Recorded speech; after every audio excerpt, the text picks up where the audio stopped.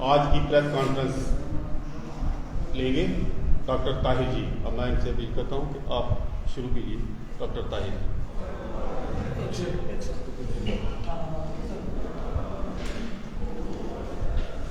देखिए, आज डिस्ट्रिक्ट सांबा में आके मीडिया के अपने भाइयों से मिलने का मेन मकसद ये था, क्योंकि पूरे जम्मू के सभी डिस्ट्रिक्ट्स में प्रेस कॉन्फ्रेंस हो रही है और पूरे देश में भी हो रही है।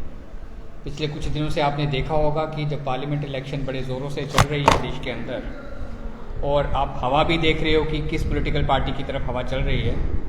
देश का 140 करोड़ आवाम माननीय प्रधानमंत्री साहब की सोच को, उनकी नीयत के ऊपर समझता है कि 70 साल के बाद एक ऐसे प्रधानमंत्री का आना जिसकी नीयत भी देश को लेके साफ थी, नेक नीयत से उन्होंने काम किया, और जो कुछ उन्होंने रात को सोचा और उनको लगा कि ये देश के अवाम के लिए, देश के यूथ के लिए इस चीज़ का बेनिफिट होगा, मुझे लगता है सुबह होते होते उस चीज़ को इम्प्लीमेंट किया गया। इस चीज़ को सभी लोग जानते हैं, देश के लोग भी जानते हैं और बाहर की कंट्रीज़ के लोग भी जानते हैं। इसीलिए पिछले 10 साल में जिस तरह भारत देश का जो कद पूरी दुनिया में बढ़ा है, मुझे नहीं लगता कि 70 साल पहले ऐसा था।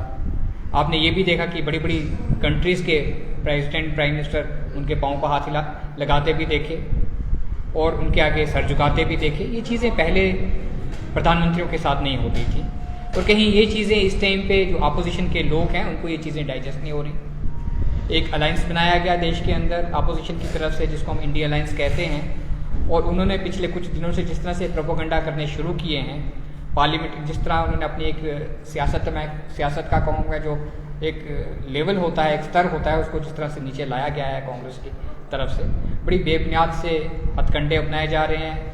प्रधानमंत्री साहब के ऊपर उंगली उठाई जाती है, भारतीय जनता पार्टी के ऊपर उंगली उठाई जाती है, लेकिन देश का 140 करोड़ आवाम ये चीज़ समझता है कि प्रधानमंत्री, देश के प्रधानमंत्री नरेंद्र मोदी साहब दोबारा बनेंगे। दोबारा मुझे लगता है जून के पहले हफ्ते में हम बहुत जल्दी उनको प्राइम मिनिस्टर की गद्दी पे बिठाएंगे, क्योंकि देश महफूज उन्हीं के हाथों में है। पिछले 10 सालों में पत्थरबाजी जो चल रही थी वो बंद होगी। जब 370 ख़त्म हुआ, कश्मीर में टूरिज़्म का वापस आना, करोड़ों की तादाद में लोग एज ए टूरिस्ट श्रीनगर के अंदर वापस आए हैं। स्कूल कॉलेजेस खुलना शुरू हो गए, बच्चों के हाथों से हमने पत्थर छीन के उनके हाथों में लैपटॉप आ गए, और आप देखिए कश्मीर का एक खुशहाल जो एक माहौल बना, और माँ बाप को भी इस चीज़ का एहसास हो गया कि अगर हमारा बेटी या बेटा सुबह कॉलेज जाता है तो शाम को सही सलामत घर वापस आएगा। वो समझते हैं कि देश को भाग दौड़ इस टाइम पे प्रधानमंत्री नरेंद्र मोदी साहब के हाथ में है, और माननीय होम मिनिस्टर साहब इस सारी चीज़ को कंट्रोल कर रहे हैं। लेकिन इस टाइम पे इस तरह के हथकंडे इंडिया अलायंस की तरफ से बनाना है, इस तरह की चीज़ें सोशल मीडिया में लानी, इस तरह का आवाम को गुमराह करने की कोशिश की जा रही है कि किसी तरह से फिर एक बार पावर को हथियाया जाए। लेकिन मुझे लगता है कि देश का आवाम, जम्मू कश्मीर का आवाम, स्पेशली अगर डिस्ट्रिक्ट सांबा की बात की जाए, यहाँ के लोग सब कुछ समझते हैं, सही क्या है गलत क्या है। उनके अगर मैनिफेस्टो की बात की जाए तो मैनिफेस्टो में भी बहुत सारी चीज़ें सामने आई जो मुझे लगता है कि जो अंग्रेज़ों के ज़माने का जो एक हुकूमतें हुआ करती थी उस तरह का मैनिफेस्टो लाने की बात की गई है। इससे इस चीज़ का एहसास होता है कि गांधी परिवार की सोच क्या है, राहुल गांधी क्या सोचते हैं और उनका पूरा परिवार क्या सोचता है। आज तक उन लोगों ने देश के सीधे साधे आवाम को गुमराह करके हुकूमतें चलाई और देश को बद से बदतर हालात में लेके चले गए। आप मीडिया के भाई हैं, आप सब कुछ समझते हैं कि 2014 से पहले देश कहाँ स्टैंड करता था और आज देश कहाँ पे स्टैंड कर रहा है, किन हालात में देश की बागडोर हमारे हाथों में आई और प्रधानमंत्री साहब कैसे देश को लेके आगे चले। हमने कोविड भी देखा और बहुत सारे फ्लड का टाइम भी देखा जम्मू कश्मीर में। ऐसे ऐसे ऊपर वाले की तरफ से हमारे इम्तिहान लिए गए। वो कहते हैं कि जब एक अच्छा इंसान किसी बड़े देश को संभालता है तो ऊपर वाला भी उसका इम्तिहान लेता है, और प्रधानमंत्री साहब हर चीज़ में पास हुए हैं। हमने अपने देश के आवाम को भी बचाया और छोटी छोटी जो कंट्रीज़ थी, पड़ोसी देश थे, उनके लोगों को भी हमने बचाया।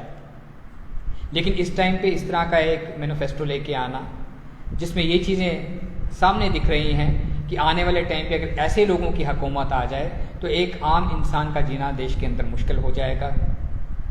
लोगों की प्रॉपर्टीज़ के ऊपर नज़र उन्होंने अभी से डालनी शुरू कर दी। उनके मैनिफेस्टो में जो चीज़ें सामने आती हैं कि लोगों की प्रॉपर्टी के बारे में देखा जाएगा कि किसके कितने घर हैं, उसके पास एक ही घर होना चाहिए। अगर किसी के पास 4 घर हैं तो 3 घर सरकार वापस ले लेगी और वो घर उन लोगों को दिए जाएंगे जिनके पास घर नहीं होंगे। लोगों के बैंक अकाउंट्स में देखे जाएंगे कितना पैसा है। हमारी माओ बहनों के पास देखा जाएगा कितना गोल्ड है। अगर रिजर्वेशन की बात की जाए तो उसके ऊपर भी उन्होंने सवालिया निशान खड़ा कर दिया कि आने वाले टाइम पे इतने % रिजर्वेशन इस कम्युनिटी को दी जाएगी, इसको दी जाएगी, इसको दी जाएगी। ST, OBC, दूसरे समाज के लोगों का जो एक देश का जो एक संविधान था, एक सिस्टम था, उसके ऊपर भी उन्होंने उंगली उठाई। और मुझे लगता है कि इस चीज़ का फैसला देश का आवाम करेगा। 26 तारीख को यहाँ पे वोटिंग होगी और डिस्ट्रिक्ट सांबा ने हमेशा भारतीय जनता पार्टी का और कमल का जो एक हमारा झंडा है, चाहे तिरंगे झंडे की बात की जाए, चाहे भारतीय जनता पार्टी के झंडे की बात की जाए, हमेशा उसको बुलंद रखा है। ये बड़ी फ़ख्र की बात है इस डिस्ट्रिक्ट से। मुझे लगता है आने वाले दिनों पे फिर यहाँ से लोग जी भर के वोट डालेंगे और उस दिन मैं यहाँ की टीम से रिक्वेस्ट करूँगा कि लोगों को ये संदेश दिया जाए कि हर कोई वोट डालने के लिए घर से बाहर आए, क्योंकि जो वोट होता है, एक एक वोट बड़ा कीमती होता है, वोट सबको डालना है। इसी तरह देश का आवाम भी उनको जवाब देगा।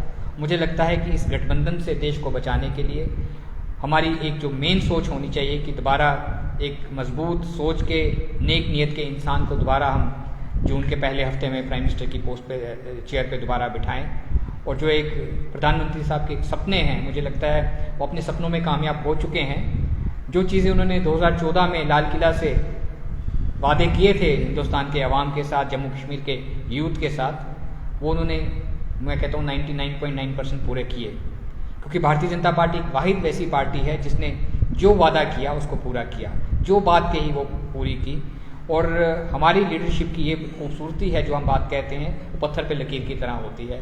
दूसरी पॉलिटिकल पार्टीज़ की लीडर की तरह भारतीय जनता पार्टी का वो काम नहीं होता कि आज हम कुछ कहेंगे और मौसम के हिसाब से फिर और कुछ कहेंगे। और ये एक अच्छा टाइम है, 26 तारीख का दिन सबको याद रखना है। आपके माध्यम से मैं ये मैसेज दूंगा, उसका ध्यान रखें, सभी लोग वोट डालने के लिए निकलें। और जो इंडी अलायंस का एक प्रोपोगंडा पूरे देश में चलाया जा रहा है, जम्मू कश्मीर में चलाया जा रहा है, ऐसे लोगों से बच के रहें। ऐसे लोगों को मुंह तोड़ अगर जवाब देना है तो हमें वोट दे के देना है, कमल का बटन दबा के देना है।